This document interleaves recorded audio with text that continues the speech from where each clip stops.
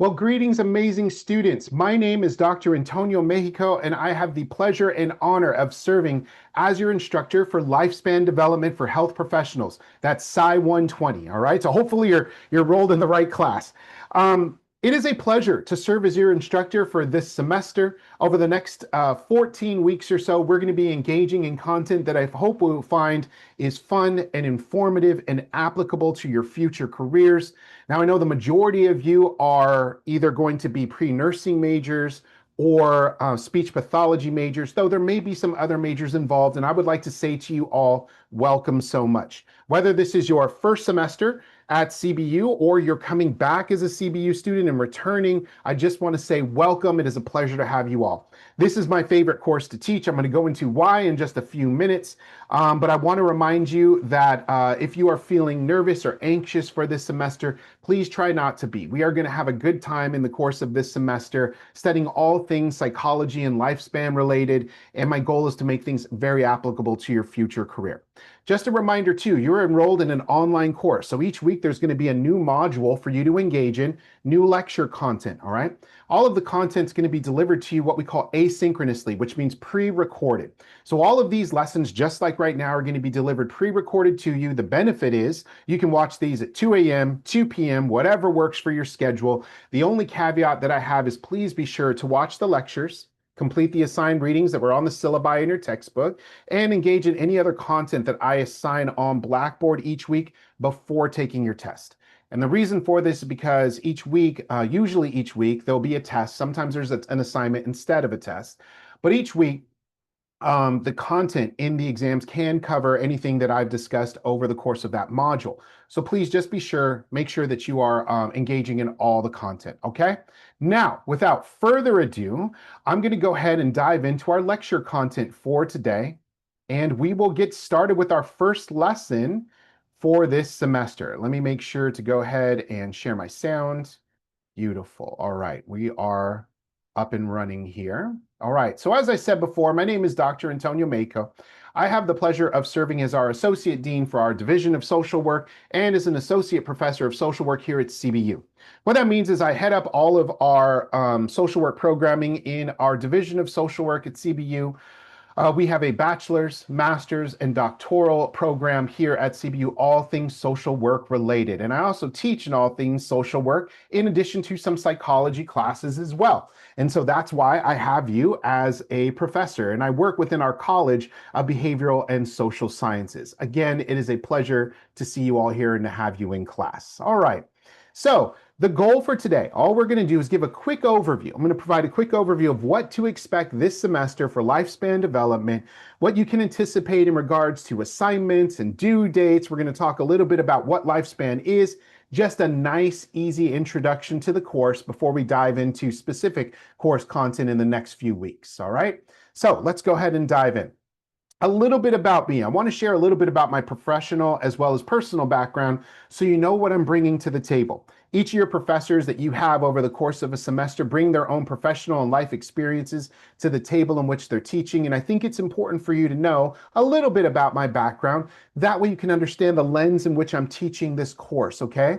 So for about the last 18 years, prior to coming to CBU, I've been at CBU now for a number of years and have had a pleasure of teaching this course over several years now. And as I said, one of my favorite to teach.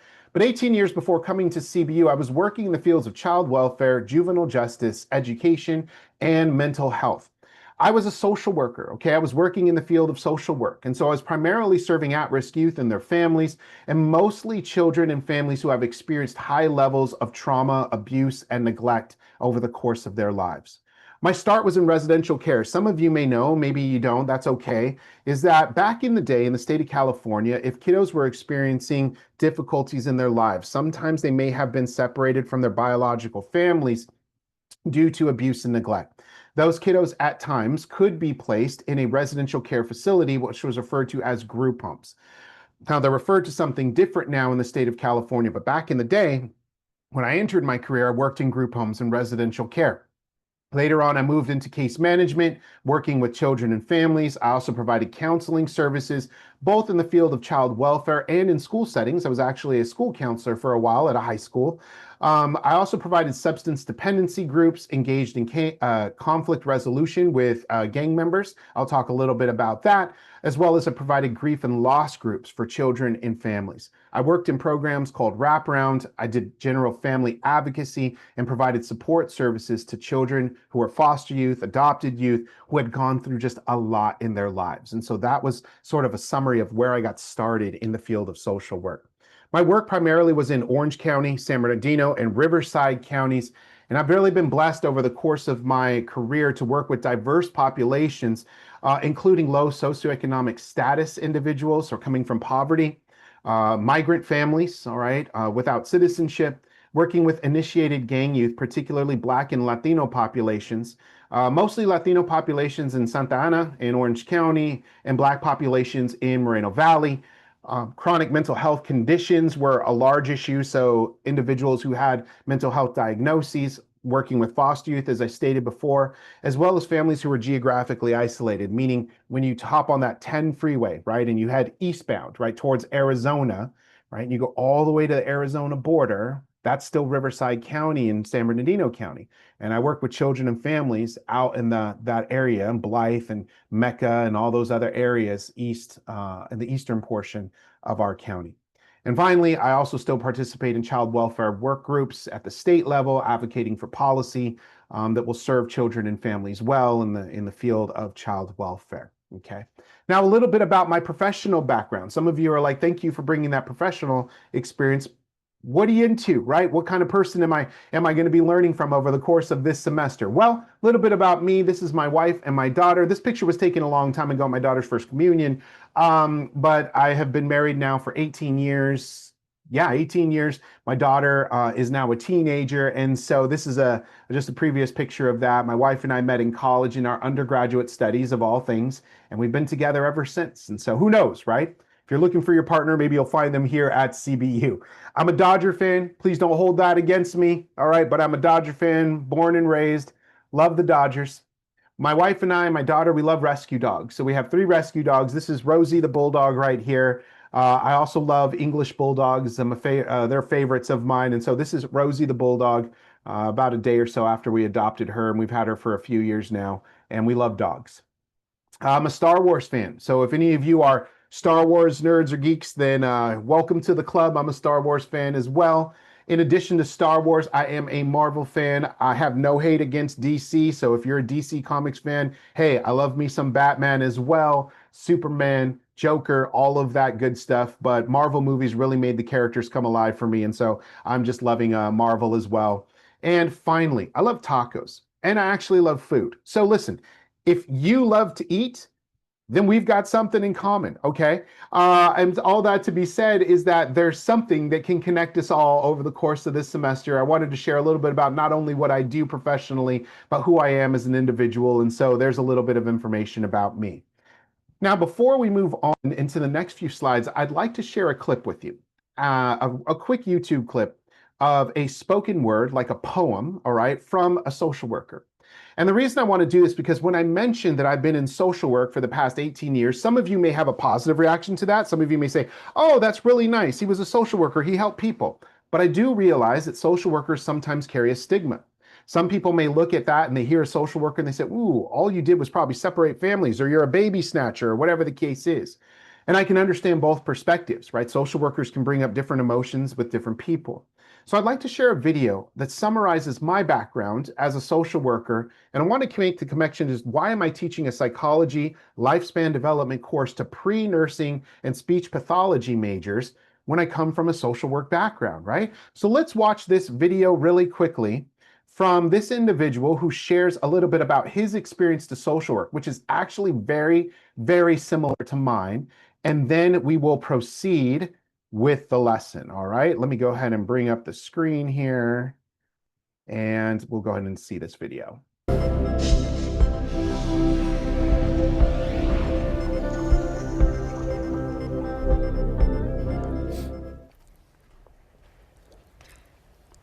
When I tell people what I do for a living, they often respond by saying things like, "Bless your soul, that must be difficult." And my all-time favorite It's so nice to see someone not working for the money. I'm a social worker. I tend to the wounds of people crucified to circumstance, carry hope and band-aids in my briefcase, share my own scars for street cred. I work with kids who see their probation officers more than their fathers. They wear sagging pants in their parents' mistakes, introduce themselves as accidents waiting to happen. They are a Hollywood casting director's wet dream. Tattooed with the temper, do-rag D-boys, boys in the hood, mi vida loca. They speak in sign language because they have been taught they are voiceless. Marginalization is the chip on their shoulder. It is so heavy they walk with the limp, pass it off as swag. Their fingers, more familiar with pipes than pencils. Eye-smoked clothes paint their worldview the color of devils as they search for God or anyone else they can just look up to. Each one has a story. Emilio wants to change, so he keeps a lucky penny in his pants pocket along with the quarter I gave him to call with whenever he is in need. In the desperation of his 15-year-old eyes, I see more potential than an idea Rivera never manifested on a canvas. He makes the city his, scribes pieces of his soul into windows, not knowing his pain is as transparent as the glass, sprays a masked moniker underneath street lamps, so he always shines brighter than the darkness of his insecurities. He left his self-esteem next to a cigarette butt at the bottom of a bottle bought by relatives who see no problem feeding fires. He screams in spontaneous combustion but believes nobody's listening, so he commits another crime. He likes going to court because there, at least he knows someone is paying attention to his sentences. I am his social worker attempting to make sense of his syntax. He didn't fall through the cracks, they swallowed him. I've seen it happen in broad daylight. Sun turning the other cheek, cowering behind the clouds, concrete quicksand traps youth like Venus fly. Homies who claim to have backs, front, offering no help, and so many of our kids are sinking. Emilio asks me for direction, but there's only one way to go from where he is. I show him his heartbeat's his compass. We look at the scars on his psyche. I ask if he's ready to replace them with dirt underneath his fingernails. He asks me how he is supposed to escape the sand. I remind him he cannot ask for one to guide his footsteps if he's not willing to move his feet first. I speak in cliches, talk of butterflies and phoenixes and of hip-hop and so many ugly things that have bloomed into beauty. I speak in truths. I tell him I don't know if things will be okay. I show him statistics are stalking him in prisons, plan housewarming parties. I tell him the streets, they don't change, but I know that people do. Hope is not a helium-filled balloon that has slipped from our fingertips. We do not have to watch potential float away. I am a social worker. I work with kids who learn to spell stigma before their first names, but each one is an artist learning to draw their own conclusions. Their pencils are heavy burdens built without erasers on purpose, because sometimes the best thing you can do is not go back. I am a social worker, and no, I don't do it for the money. I do it simply because I still believe in people, and I really hope that you, and you, and you, and you, and you, and all of you still do too. All right, I'm going to pause that there, and thank you for engaging in that video with me. So the reason why I wanted to share this video with you is because I realize that we're all coming from different backgrounds. You're coming from different places in your lifespan. Some of you have grown up with different experiences in different parts of the country or even different parts of the world. You're coming in with a different interest than me, right? You're studying pre-nursing, you're studying speech pathology or business or psychology, whatever the case is. And yet, all of you, right, have this goal of wanting to make a difference in people's lives in the world. You selected a career in the helping professions. We're going to talk about the helping professions later over the course of this semester. And we're going to talk about what that means to serve others as your career. And so I want to point out that even though we're coming from different backgrounds, even though I'm a social worker teaching a psychology course to pre-nursing students, we all have something in common. And that thing that holds us together over the course of the semester is an eagerness to serve God in serving others, right? To make a difference in the lives of others. And so that's what brings us together this semester. So what I'm going to do is I'm going to go ahead and bring up the slides and we'll continue on with the lesson, okay? Now, I shared a little bit about myself, right, over the course of this semester, and let's talk about why I teach this course. So I had shared that by far, this is my most favorite course that I teach at all of CBU. And It seems interesting, right? Because I teach psychology, I teach social work, I teach sociology. So how is it that a lifespan development class, right, ends up being my favorite? Well, there's some personal connections I have to this class. This is a picture, as you saw earlier, of my daughter when she was younger, right? And there's a background there, a story I'd like to tell. But first, if you see down at the bottom, you see that there's Loma Linda Hospital, right? This is Loma Linda University Hospital down here in Loma Linda, not far, right, from Riverside. My mom was a career-long nurse. She served as a RN, all right, in the neonatal NICU, neonatal intensive care unit, okay? And over the course of her career, she served for many years over at Whittier Presbyterian and then moved over and finished out her career for a long period over at Loma Linda Hospital. And I grew up, right, with a mother as a nurse. And so we studied all things nursing, and I got to hear about her day and the work she was doing with the kiddos, the little babies, right, and the families who were there. At one point I thought I wanted to be a nurse, right? And she snuck me in one day to be able to observe. And I was sitting one day in the evening. It was an overnight shift because my mom worked overnight, and I was in the ER. And I think it was like a Friday afternoon. And we're in there Friday night. Gunshot victim comes into the ER, coming in on a gurney, and the gunshot had punctured the lung of the patient that was in there. And I'm watching all of this take place. I'm fascinated by the science of this, right? And this person comes in and they're moaning and they're in pain, and the unit, the ER, starts working on the individual immediately.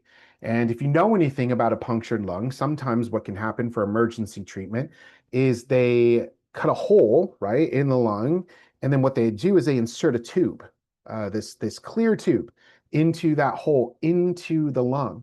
And what it does is equalizes the pressure in the lung and allows that lung to open up. And in addition, any of the blood or fluid that was caught in that lung drains out of that tube.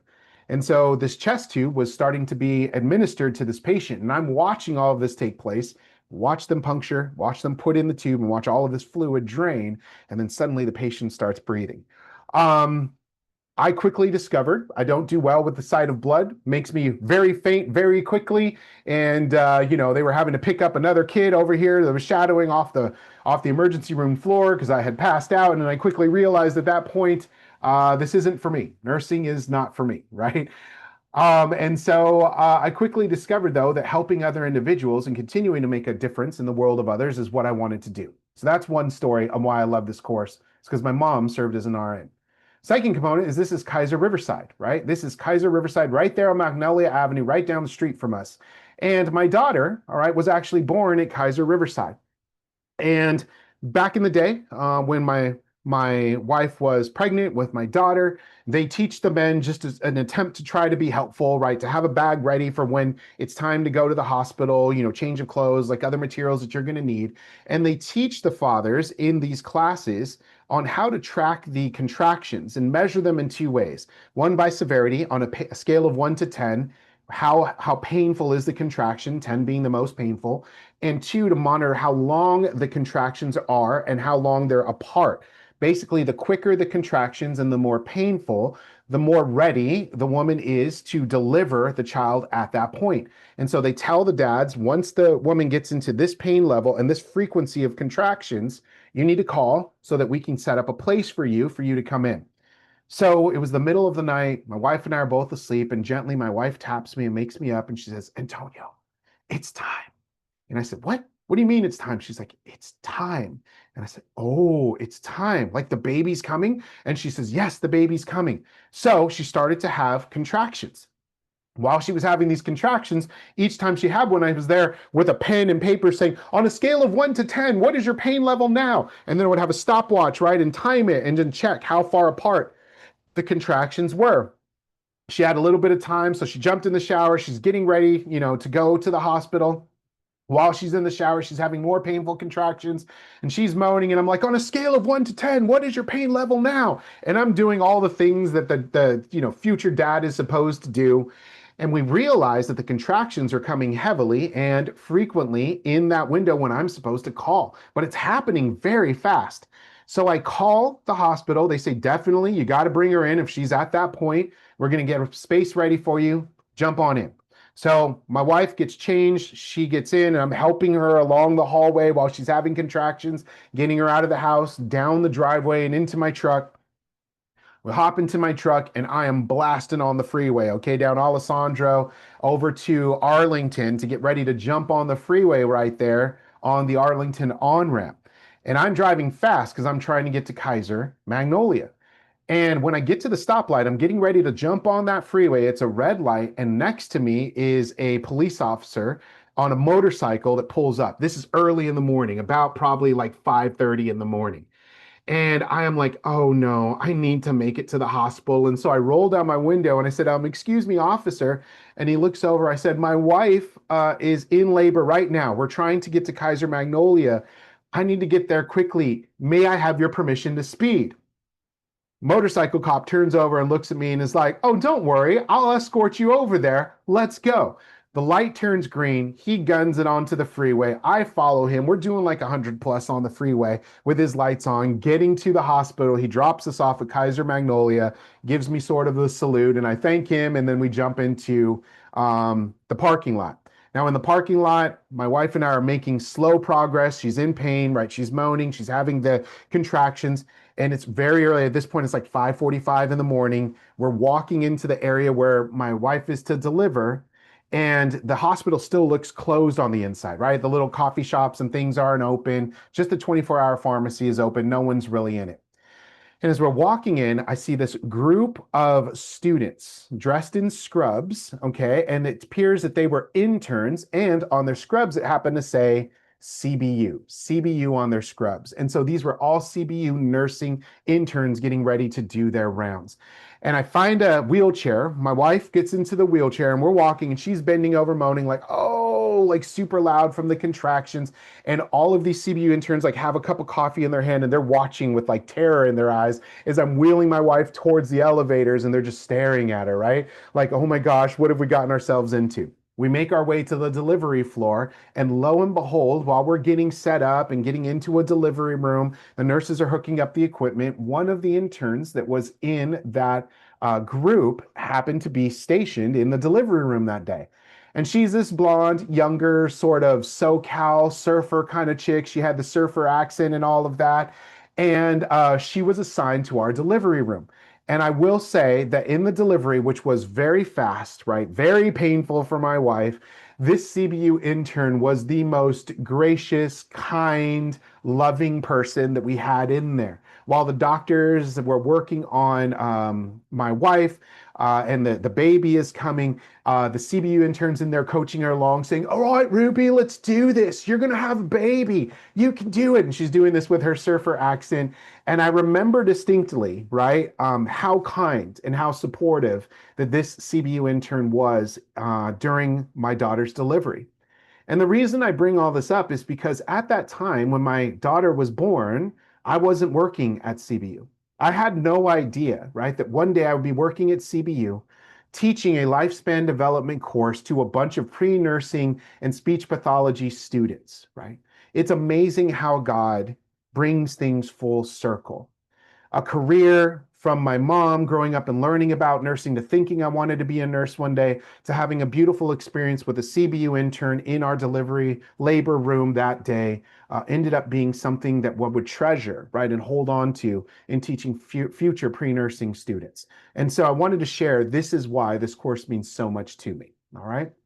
Now, about lifespan development, what are we going to be doing over the next 14 weeks? Well, one of the ideas is we're going to introduce you to the health professions and helping professions.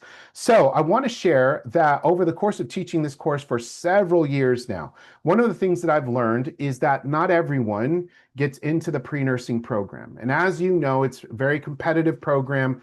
GPAs need to be high and you have a lot of students applying to them.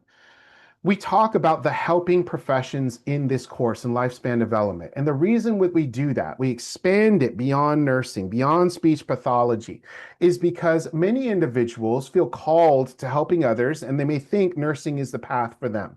And for many folks, it is. But over the course of teaching this semester, I've also seen where many students are applying to the nursing program over the course of the semester, and sometimes they get a letter back and they get this news saying, maybe it's not the time, right? Maybe you didn't get into the nursing program this semester. In that case, I want you to know that not all is lost, right? In many cases, students that take this course over the course of the semester end up saying, maybe I can still help people through a career in social work, medical social work. Maybe it's psychology and counseling, right? Maybe it's anthropology or sociology. But the point of it is many individuals end up shifting and staying in the helping professions. And so part of my job is to expose you to the multitude of ways you can still serve others, even if you get that news, right? That maybe it isn't nursing or it's not nursing this semester. So we're going to talk about the helping professions. One, I'm going to provide an overview of basic history, science, and systems of psychology. This is a dive, just a dipping your toe into the ocean of what is psychology, give you an overview of that in relation to lifespan development. So broad is where we're going to discuss things. We're going to think critically about psychological constructs, theories, and research. So I'll be referencing all of those things in our lessons together, and you're going to apply the material to your current real life, professional, and societal situations. Everything that I give you as examples over the course of this semester don't necessarily come from scenarios in a textbook. They come from my professional experience in working with children and families throughout different areas of the lifespan over the course of my 18 years. So I'm bringing you all of that experience to the classroom, all right? Finally, this course is designed to be transformative and experiential. My goal is to give you information, not to change who you are, change your values, change your views, but to say, wow, I never thought of that issue in that way, right? Maybe now I think about a topic more deeply after I've engaging in the content. And we're going to blend all of our course content with the biblical worldview. We're going to dive into what does scripture say about some of these topics? How do I live my career as a Christian social worker, okay? And how do I do that well? How do I honor God in the process of serving others? We're going to talk all about that. It is important to read your syllabus carefully, okay? Now, as you will see, we are going to engage in coursework over 14 weeks, mostly, and here's the thing, I make it very difficult for you to fail this course, right? I want you to succeed. We'll talk about that with the assignments in a second. But the first thing I see where students may struggle is in attendance, all right? So missing deadlines for you online, missing deadlines such as the quizzes or a paper or an interview, that's where you won't receive credit for attendance that's that week. And that is where if you reach a certain number of absences, you can receive a lowered grade, or it could lead in failing the course. So always make sure that you're doing your work on time. Please read the syllabus for late work. In general, I don't accept late work because I give you tons of advance notice and deadlines on that. Please refer to the syllabus for due dates. In your case, all due dates are generally going to be due on Sunday, 11:59 p.m. for the week, okay? Don't worry about this one. This is for my classes that meet in person, but for you, you will not be meeting in person with me, right? This is all done asynchronously, okay? Now, some of you are like, thanks, Dr. Mako, for sharing all that information. Give me the goods here, right? What do I need to do in this course? What's the work that's lying ahead of me? So I want to give you a breakdown of that. There's a total of 1,000 points that will earn you an A for this course. Now, I break up those points. There's no midterm and there is no final exam for this course. Let me say that again. No midterm exam, no final exam for this course. Instead, what I do is I break up the assignments over a period of 8 exams, each worth 50 points, okay? That gets you 400 points for your exams. And so you'll have short exams, small ones each week based off of the reading and the lecture content in order to earn that grade. Now, like I said, I want you to succeed. I want you to do well in this course. So each week when you take an exam, you're gonna have 3 attempts to take the course. They are not timed. All right, and what you're gonna do is it can be open note, open book, all right, and then I take the highest score of those 3 attempts. You just have to complete those 3 attempts by the deadline, Sunday, 11:59 p.m., okay? So I want you to succeed. Second thing is you are going to complete 2 semi-structured interviews with individuals 65 or older. Now, the reason we're doing that is because this course is lifespan development. It talks about the lifespan of individuals as they live their lives. And so I'm asking you to go out and interview. It can be anyone, 65 and older. That can be a grandparent, a friend of the family, an aunt, an uncle, a neighbor, right? You can visit a home, right, for elderly care, and you can reach out to someone there. It can be done in person, it can be done over the phone, it can be done over Zoom, whatever the case is. And don't worry, I'm going to provide you with a script on how you conduct the interviews and how you document those interviews, all right, for you to turn in. The important piece is it's an opportunity to learn from individuals who are entering into the final stages of their lifespan. Now, one quick tip for you. Over the course of teaching this class several years, many students have found it beneficial to interview their grandparents if they are still alive. And the reason I say that is because many students have come back to me over the course of a semester and said, my grandparent passed away, shortly after the interview, or I never actually sat down and got to know my grandparents to this degree, and I got to learn so many cool things about them. Or now I finally have a recording of my grandparents' voice and their stories that I can share with my family down the road. And so I just want to make clear that while this is an assignment, it's also designed for you to grow. And so if you want to interview your grandparents, if they're still alive, you're more than welcome to do that. But anyone 65 years or older will be absolutely fine for this project. Finally, you don't have a final exam. Instead, you're going to write one Helping Professionals reflection paper. That's going to be due in place of a final exam at the end of the semester. That's where you bring everything that you learned from your 2 interviews and you combine that with what you learned over the course of this semester and you share with me where, right, you have been transformed over the course of this semester. And that is going to be your final exam for the course. And so you see 1,000 points, okay? I may assign additional assignments at times, but usually that's not unless I see people aren't doing the reading. But for the most part, I don't assign other work, but I always leave that as a caveat just in case, okay? All right. Really quickly, office hours. Feel free to reach out to me. Send me an email with your name and the class date if you'd like to schedule office hours. I am always happy to meet with you for office hours. You are never bothering me, okay? Email me. We can either schedule a time that works for you over Zoom or whatever the case is. Also, if you'd like to come to campus and you'd like to have office hours in person, we can meet in my office, or I'm happy to buy you a cup of coffee, all right? And we can grab coffee and talk about the class, whatever questions you have. I'm always happy to meet with you. Students come first. Quizzes. Now, each week, the quizzes are going to be released on Wednesdays at 11:59 p.m. That gives you from Thursday, Friday, Saturday, and Sunday during the day to take your exams, okay? As long as the exams are done by Sunday, 11:59 p.m., you are good to go. So you will not see the exam on your Blackboard for that week on Monday or Tuesday or even Wednesday. When you wake up Thursday morning, the exams will be available for you to take, okay? Now, generally, I respond to emails Monday through Friday between 6 a.m. to 6 p.m., but don't worry. Online students take priority, and so I'm going to respond to you a little more quickly than all the other emails. And so shoot me an email when you need something, and I'll respond as quickly as I can. And again, don't worry about that last comment there. We are going to be learning online asynchronously, okay? Really quickly, I want to share, as we move through these topics, if you were to look at the syllabus, you're going to see there's a ton of different topics that we discuss related to lifespan and lifespan development. We're going to be talking about topics like bullying, child maltreatment, which means child abuse. We're going to be talking about death and dying. We're going to be talking about substance dependency, right? All of these topics may feel uncomfortable to us at times.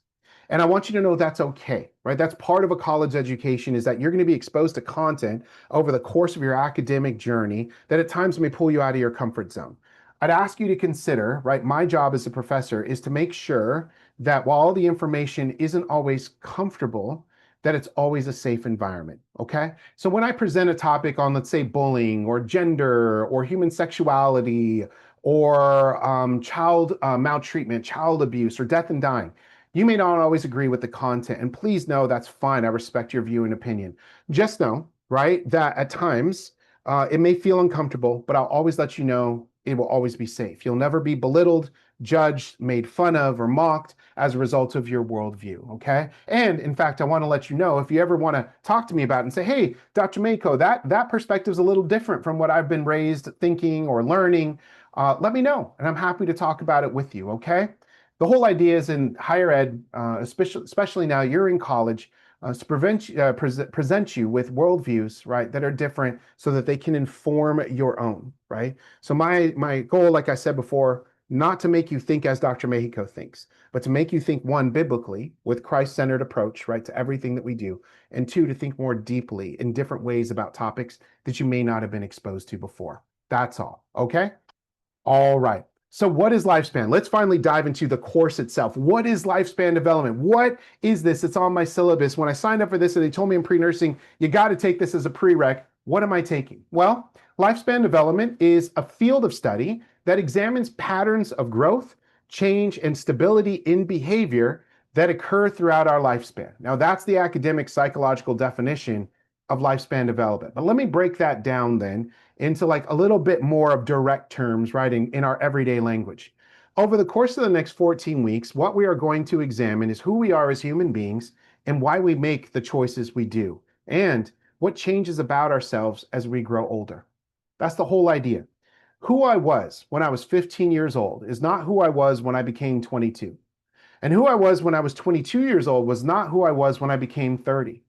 And who I was when I was 30 is not who I am now in my 40s, right? The idea behind it is our lives constantly evolve. Our worldview begins to shift and grow and broaden and deepen as we grow throughout our lives and have more experiences.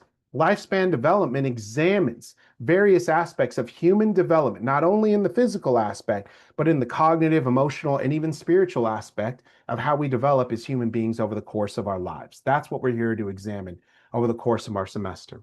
Why do we do that? Well, as we get older throughout our careers, we start to maybe think of ourselves as different. We live in polarized times. People see the world differently, feel for the world differently. But as Christians and as individuals, we forget that we're actually more similar than we are different, okay? There's a concept, right, that connects all of us. And like I said in the beginning of this class, what connects all of us in the course of this semester is that we all want to help people. But we realize that helping people actually has a bigger implication for the rest of the world. When one person is healthy, that makes healthy communities, right? Healthy communities make up a healthy country. Healthy countries make up a healthy world. And so the idea behind is we always want to tune into this notion of connectedness. So over the course of this semester, even though I'm talking about different topics that we may have different perceptions of, I want us to never forget we're always connected. This theme of connectedness is evident throughout history, throughout different societies and cultures around the world.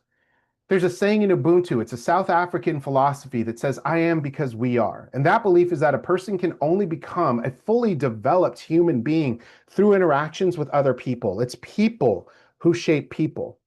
There's an ancient Mayan philosophy in the Mayan indigenous language of Quechua that says, in la Quech halaken. And Hinlakech Halaken literally equates to, translates to, I am another you, right? And you are another me. Individuals in Mayan philosophy believed that if we had grown up in the circumstances of our neighbor, we could easily be that person. That if I had grown up in a situation of poverty or wealth, right? Of joy or trauma, that I could end up being that person if my life had been different. And so we see the connection to one another in everything we do in society. There's a Navajo proverb that says, always assume your guest is tired, cold, and hungry, and act accordingly. And what does that mean? Well, here in the United States, when someone says hello to you, how you doing, right? They say, how are you? Your first response is, oh, I'm good, I'm fine, right? And that's our default response. But according to this Navajo tradition, the mindset is actually that people are always going through something, always struggling with something. And our response is not only to assume that that person is going through something, but to act accordingly, to act, be compelled to respond to the needs of others. There's a saying in Swahili term, umoja, right? A term meaning sacred unity that binds the universe together. It's always also the first principle celebrated on the first day of Kwanzaa, that everything is interrelated. In Buddhism, there's a notion called Sangha. And Sangha is a community of learning, bound in connectedness to something greater than ourselves. That we are doing this not only to lift up our own life because this is how we want to serve in our careers, but because we believe that we can make a difference in the world around us. We're responding to a higher notion of being. The San Manuel Band of Mission Indians refer to this term Yawa, which means to act on one's beliefs. Think about that, right? If we believe in Christ, if we believe in God, and we believe that we are built, like created in the image of God, then we act on those beliefs and how we treat one another in society. Mother Teresa had said, if we have no peace, it's because we have forgotten that we belong to each other. Think about that, right? The belief that if there is no peace in this world, it's because we're living outside of God's design, that we belong to one another. Father Greg Boyle, founder of Homeboy Industries, the largest gang rehabilitation center in the world, had said, there is no us and them, just us. And my favorite quote on connectedness comes from Dr. Martin Luther King Jr. It said, "All I am saying is simply this, that all life is interrelated. We are all caught in an inescapable network of mutuality, tied up in a single garment of destiny, and therefore, whatever affects one directly affects all others indirectly." This is the notion of connectedness in our society. We are intimately connected to one another. And if we are to thrive as a species, we have to lean into this notion of connectedness. As we move through the course of this semester, let's not forget, right, that we're doing so in a manner that is connected to one another. I want to draw on this theme of connectedness after talking about all these cultures. Now I want to shift our discussion and I want to talk about wolves. And some of you be saying, Dr. Mako, why talk about wolves? Well, I gave you several secular and multicultural examples of connectedness, right, within our society. And now I want to shift our discussion into a biblical worldview around connectedness. What does Scripture have to say about being connected? But first, I want to cross that barrier, right, by talking about wolves. And I want to talk about wolves because there's a theme that you'll see about these wolves making an impact in their world around them. So let me play this video for you, and then we will pick up with this lesson on connectedness. One of the most exciting scientific findings of the past half century has been the discovery of widespread trophic cascades. A trophic cascade is an ecological process which starts at the top of the food chain and tumbles all the way down to the bottom. And the classic example is what happened in the Yellowstone National Park in the United States when wolves were reintroduced in 1995. Now, we all know that wolves kill various species of animals, but perhaps we're slightly less aware that they give life to many others. Before the wolves turned up, they'd been absent for 70 years. That the numbers of deer, because there was nothing to hunt them, had built up and built up in the Yellowstone Park, and despite efforts by humans to control them, they'd managed to reduce much of the vegetation there to almost nothing. They'd just grazed it away. But as soon as the wolves arrived, even though they were few in number, they started to have the most remarkable effects. First, of course, they killed some of the deer, but that wasn't the major thing. Much more significantly, they radically changed the behavior of the deer. The deer started avoiding certain parts of the park, the places where they could be trapped most easily, particularly the valleys and the gorges. And immediately those places started to regenerate. In some areas, the height of the trees quintupled in just 6 years. Bare valley sides quickly became forests of aspen and willow and cottonwood. And as soon as that happened, the birds started moving in. The number of songbirds and migratory birds started to increase greatly. The number of beavers started to increase because beavers like to eat the trees. And beavers, like wolves, are ecosystem engineers. They create niches for other species. And the dams they built in the rivers provided habitats for otters and muskrats and ducks and fish and reptiles and amphibians. The wolves killed coyotes, and as a result of that, the number of rabbits and mice began to rise, which meant more hawks, more weasels, more foxes, more badgers. Ravens and bald eagles came down to feed on the carrion that the wolves had left. Bears fed on it too, and their population began to rise as well, partly also because there were more berries growing on the regenerating shrubs. And the bears reinforced the impact of the wolves by killing some of the calves of the deer. But here's where it gets really interesting. The wolves changed the behavior of the rivers. They began to meander less. There was less erosion. The channels narrowed, more pools formed, more riffle sections, all of which were great for wildlife habitats. The rivers changed in response to the wolves. And the reason was that the regenerating forests stabilized the banks so that they collapsed less often, so that the rivers became more fixed in their course. Similarly, by driving the deer out of some places and the vegetation recovering on the valley sides, there was less soil erosion because the vegetation stabilized that as well. So the wolves, small in number, transformed not just the ecosystem of the Yellowstone National Park, this huge area of land, but also its physical geography. Right. I wanted to share this with you. Let me turn off the video here. I wanted to share this with you because I think it's an important reminder of the interconnectedness of God's design, right? Now, the wolves were introduced into Yellowstone National Park, and they were doing nothing other than just being wolves, being what God designed them to be. As far as I know, none of these wolves had LVN behind their name. None of these wolves had a nursing degree or a degree in speech pathology. No, the wolves were just being as God designed them to be, as He intended them to be. And over the course of the wolves just doing what God designed them to be, they literally changed the world around them. And I thought to myself, if wolves can just be wolves, we've got thumbs, for crying out loud, right? Like, we can build things and change things and interact with our environment in an entirely different way. Imagine what we could do with one another to change the world, right? If we were living out God's design for us.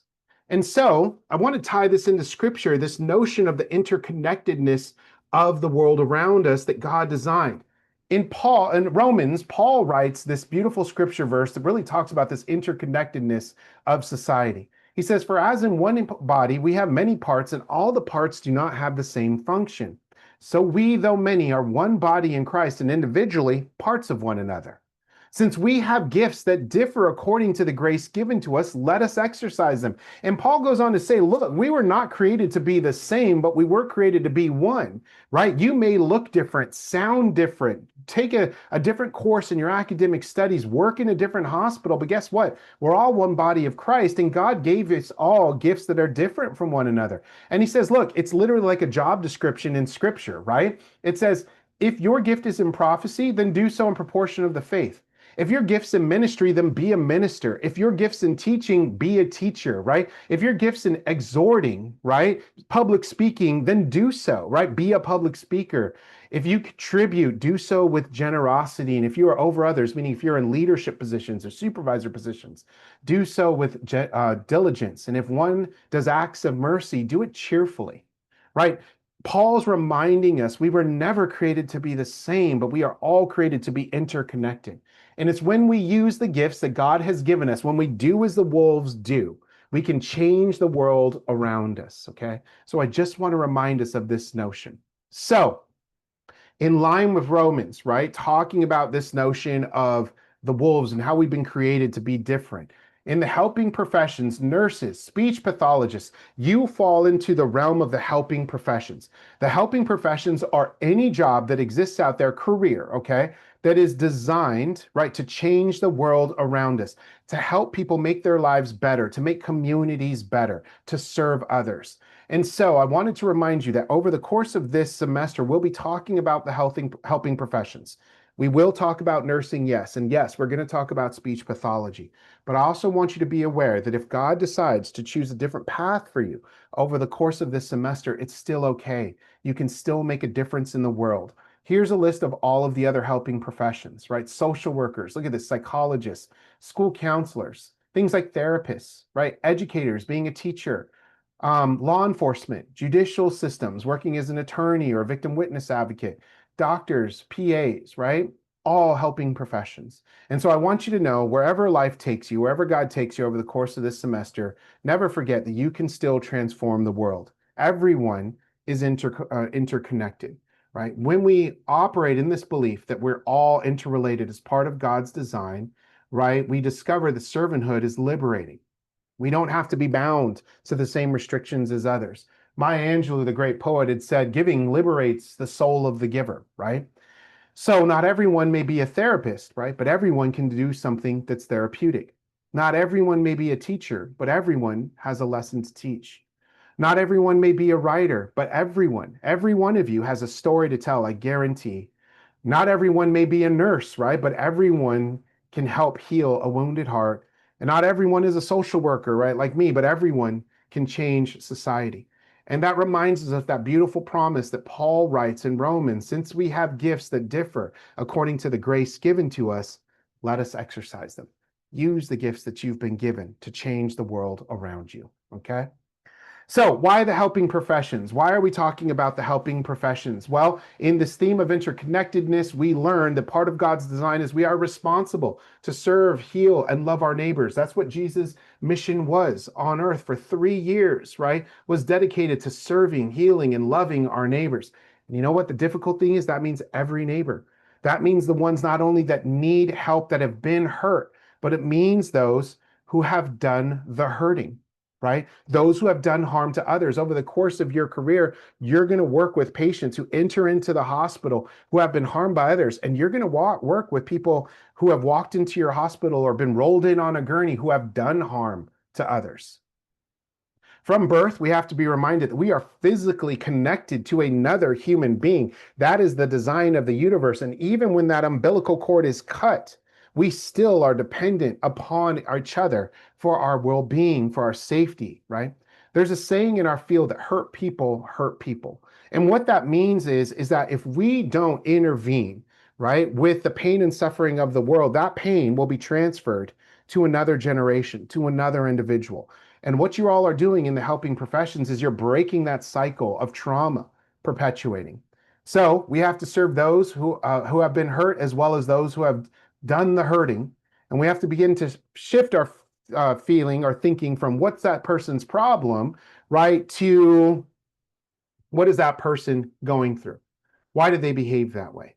It's the only way that we can break this cycle of trauma, right? Unless we start looking at a behavior and not personalizing it and saying that person was so rude and such a jerk, right? And we understand that, we have to stop and say, I wonder what they're going through.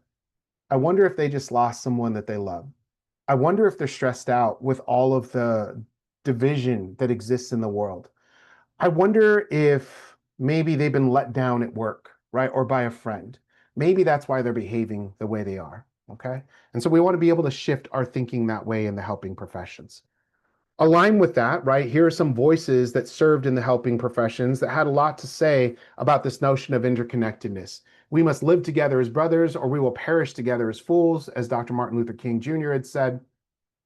Maya Angelou had said, I've learned that people will forget what you said, people will forget what you did, but people will never forget how you made them feel. It goes back to that first story that I told, right, about that CBU intern in the labor and delivery room for my wife and daughter that day, right? I don't remember everything that intern said, but I do remember that she was kind and she was encouraging in a moment of vulnerability and fear for me and my wife. And at that time, right, she was what God needed for us to be in that moment. And we appreciate that. Mother Teresa had said, I alone cannot change the world, but I can cast a stone across the waters to create many ripples, right? If you were to look at all the divisiveness in the world today and say, I'm responsible for fixing all of it, it would be overwhelming. Why even bother? Why even get out of bed in the morning, right? It's too much to take on. But if we each woke in the morning saying, with the career that I have, right, as a Christian, I'm going to do my best to honor the dignity of that person every single day and give them my best every single day. Collectively, we change the world. And finally, Winston Churchill had said, we make a living by what we get, but we make a life by what we give. You've chosen the helping professions to make a life, right? Make a life by giving and serving others. All right, so I want to commend you for that. I want you to think about something then, right, that just reiterates this point of the interconnectedness of human nature. And I want you to ponder on the question, how did you get to CBU? Right? Think about it. You can even pause the video here for a couple of minutes, but I'd like you to think about if I asked you the question, hey, how'd you get to CBU? I'd like you to think about how you would respond, right? Think about that for a second. If I were to ask you the question, how'd you get to CBU? How would you respond? Now, I think very few of you would respond like this. Well, I got on the 91 freeway, headed westbound, exited Adams Street, made a right turn. Made a left turn, right, onto Campus Drive and entered into the parking structure. You wouldn't be giving me turn-by-turn directions of how you literally got to CBU, right, as your college. Instead, you'd most likely tell me a story. You'd most likely tell me a story about something that happened in high school, something that happened in your childhood, something personal to you that led you down this path. Maybe you would tell me, Dr. Mako, CBU wasn't even my first choice, right? I ended up here because there was maybe a couple of institutions that were either too expensive or said no or whatever the case was. But the point is, you told a story instead of turn by turn reactions. That's by God's design, because we are created. We are created in human connection, right? God knows you'll get there. You'll get to the path. I'm not worried about that. What I want you to do is remember that you are connected to others in your journey, and don't leave them to the side. Don't lead them astray, right? Chances are you were thinking of a story rather than those turn by turn reactions or directions. And I'd like to remind us that from birth, we are connected to other human beings. As a species, we are wired to connection. I'm an introvert, right? And by nature, and you know, when COVID first hit and we were in those isolating days, you know, we were in lockdown, I thought to myself, piece of cake, right? I'm an introvert. I could do just fine without human interaction with people for a few days or weeks. But even I started to realize after a long period of time, right, where we were bound to our homes, where we didn't go out in public, we didn't see one another, even if it was a stranger, that was impacting my own mental health and well-being. And I realized it's because we are wired for human connection, right? No one can go it alone. And so your clients, your patients will come with symptoms, but I also want to remind you they're going to come with a story. As a effective nurse, as an effective speech pathologist, as an effective child of God, we're interested in both. Tell me about the symptoms, right, that you are experiencing. Tell me about the discomfort that you're experiencing, and tell me about yourself. Tell me about your fears and sitting in this doctor's chair right now. Tell me about your biggest worries. Tell me about your family. Did they have similar experiences with their health? You're interested in both the data and the story. And that's because we are a story-based species, right? Purpose gives our stories meaning and fulfillment. And God's led you down a journey where your purpose will be fulfilled, his vision for you. All right, so I'm going to move past this slide really quickly in the interest of time. We'll skip past that one. And I want to end with a story and then our brief exercise here for our spiritual exercise that we're going to do at the end of every lesson together. I want to tell you the story, and in this story, you'll recognize maybe this face of Mother Teresa of Calcutta, right? Mother Teresa was a nun that lived in Calcutta, and she devoted her life to serving the poor and also lepers in Calcutta. Now, in Calcutta, there was a hierarchy that was established. And if you were poor, you were treated differently from all the rest of society. And if you were a leper, you were exiled to live in leper colonies with other lepers out of fear of spreading the disease. And you were referred to as an untouchable, meaning that no one would touch you. No one would honor your dignity. No one would even acknowledge, right, your existence as a person. You were left to your own, pushed out of the realm of society. And Mother Teresa, instead of running from these individuals, ran to these individuals, right? She ran to each of them with this intent, right, of changing the world around her, because out of extravagant love. And one day, Mother Teresa was in the leper colonies here. And as you can see, these individuals are missing fingers, right, from leprosy that is set in. And there was a journalist following her around that was reporting on her work in the leper colonies and with the poor. He was writing this article in a magazine, and he was taking pictures. And as he was following her around one day, he's taking a few pictures and taking notes of what she was doing. And she's in the leper colony, and she is walking around the leper colony. She's laying hands on the individuals in this colony, right? She's touching them and she's praying over them, right? Praying God's love over these lepers. And as she was doing that, right, this journalist said, "Whoa," and in the snarky tone said, "You're touching lepers?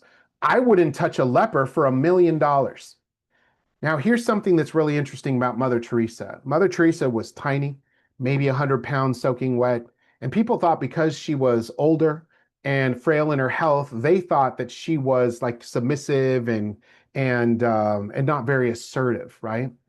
But what people that knew Mother Teresa closely knew is that Mother Teresa didn't back down from anything, and she had a really strong sense of self and mindset of her own. She would tell you exactly what she was thinking. And after that journalist interrupted her in prayer and said, "Wow, I wouldn't touch a leper for $1 million," Mother Teresa stopped in her prayer, took her hand away, turned around, looked at the journalist right in the eyes and said, "I wouldn't touch a leper for $1 million either if it was for a matter of money." She then went on to say, "But for God, I touch lepers every day. But for God, I touch lepers every day." Think about that for a second. In your career, right, whatever career you choose in the helping professions, you are going to go on to touch lepers. And maybe not in the physical sense of leprosy, but you're going to be touching all the untouchables that society says they're not worth saving. Those that are in prison, the unhoused, the poor, the sick, right? The woman who has faced spousal abuse, the foster child who hasn't been adopted, right? All of these individuals who have been excluded from society, your job is to go out and serve them and love them. If you don't do that, connected with your faith, you won't be able to do what Mother Teresa does on a daily basis. Nevertheless, spend your entire life in that setting, in that career. You'll burn out faster, right? You'll give up hope. But if you do it with God, right? If you do your work, not because it's for the money, but because it's what God has asked you to do, right? You can go through your career longer and have more fulfillment than anyone else. And so I want to remind you of that, right? For this purpose, you're living a purpose. It's a God-given purpose. All right. Finally, what I'm going to do is at the end of each class together, at the end of every class, we're going to engage in a spiritual exercise called centering. Now, if you don't have the Bible memorized or scripture memorized, that's okay. Don't worry. I don't want you to feel anxiety, right? If some of you are saying, maybe I don't practice Christianity, I'm just open to, I want to learn more, that's okay too. You can still center, okay? Now, centering, if you've heard of meditation, if you've heard of mindfulness, right? Centering is the Christian version of that, of mindfulness, of meditation. The practice of centering prayer came from this guy, Brother Lawrence, in the 15th century in Paris, France, as in a Carmelite monastery. And Brother Lawrence was a layperson in the monastery who one day on a walk in the dead of winter, it was late winter, early spring, went out for a walk, and it was a cold morning and there was a lot of frost on the plants. All the plants were still asleep because spring hadn't bloomed yet. And as he's walking through this land, he's noticing how barren it is that morning, right? There's no life that appears to be present. And he happens to walk by this bush. And as he walks by this bush, it's literally got frost dripping from the bush. And on that bush was this sprig where there was a single flower, a bud beginning to bloom. And as he saw that, he realized, he said, even in the midst of all this emptiness, of this barren wasteland, God is still present, right? Life is still coming forward. I just have to keep an eye out for it. And so everything that Brother Lawrence did from then on, excuse me, he did with what was called the perpetual practice of the presence of God. The awareness that God is present in every single moment of everything we do every single day. And so when he cooked meals for the monks, right, he did so in this moment of prayer, thanking Jesus for this opportunity.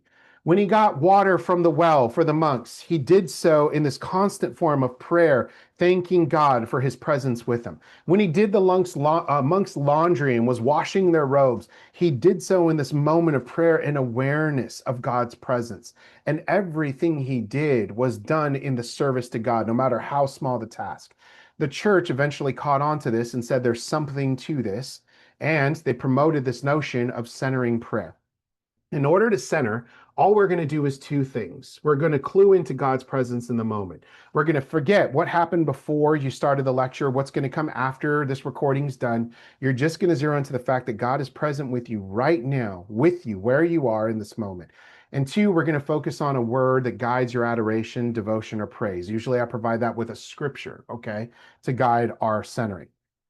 And all we're going to do is sit quietly in that moment. So I'm going to walk you through that now. I'd like you to be in a quiet space. So, maybe you're in the library or maybe you're at home or whatever the case is. But if you can kind of find a quiet space and make sure that there's not a lot of distractions around you, one, that would be helpful. Two, I want to ask you to put your hands and feet in a nice, comfortable position. The bottoms of your feet flat on the ground, your hands maybe resting on your lap, maybe on your knees. And I'd like for you to go ahead now and just take a nice deep breath. Breathe in. I'd like you to take a nice deep breath out. And as you breathe in again, take a nice deep breath.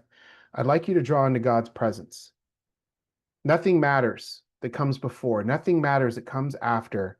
You have no need to worry. God is present with you right now in this moment.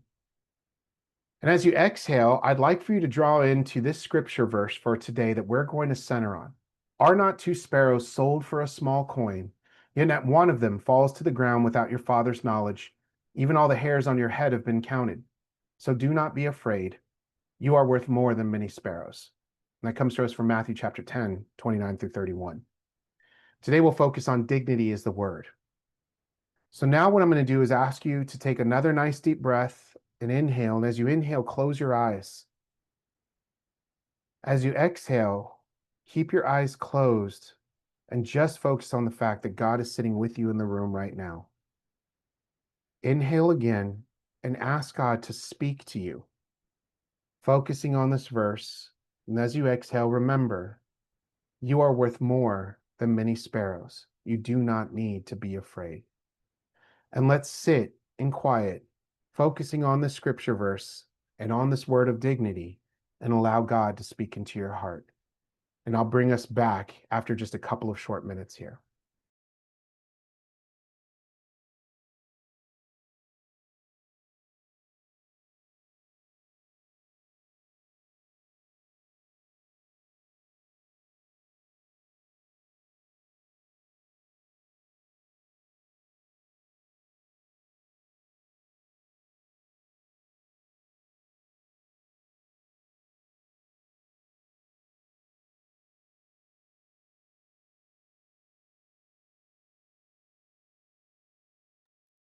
All right, go ahead and take a nice deep breath and open your eyes and come on back.